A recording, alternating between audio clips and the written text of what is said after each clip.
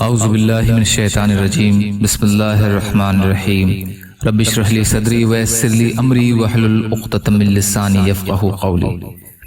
اللہ تعالیٰ کے راستے میں نکلنے کے آداب اور اعمال۔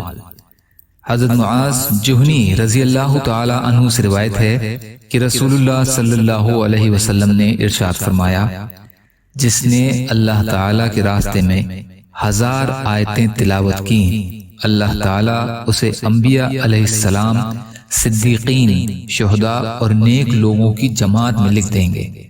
مستدرک حاکم کی حدیث۔ حضرت علی رضی اللہ عنہ فرماتے ہیں کہ بدر کے دن حضرت مقداد رضی اللہ عنہ کے علاوہ ہم میں اور کوئی گھوڑے پر سوار نہیں تھا۔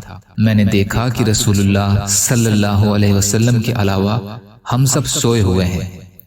رسول اللہ صلی اللہ علیہ وسلم ایک درخت کے نیچے نماز پڑھتے رہے اور روتے رہے یہاں تک کہ صبح ہو گئی۔ مسند احمد۔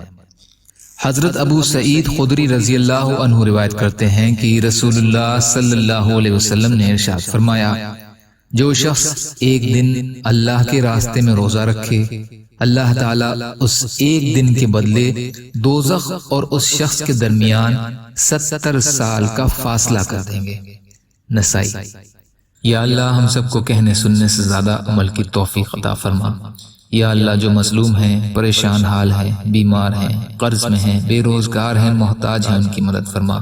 یا اللہ جو دنیا سے ایمان کی حالت میں چلے گئے، ان کی مغفرت فرما۔ یا اللہ آپ قادر مطلق ہیں، ہر شے پر قادر ہیں، آپ کے لیے آسان ہے۔ یا اللہ ہمارے لیے بھی آسانیاں پیدا فرما۔ یا اللہ دین کا کام کرنے والا بنا۔ یا اللہ سچی توبہ کی توفیق عطا فرما۔ آپ کی خوشنودی والی شہادت کی موت کا درجہ عطا فرما برحمتک یا ارحم الراحمین۔ لا الہ الا اللہ محمد رسول اللہ۔ السلام علیکم۔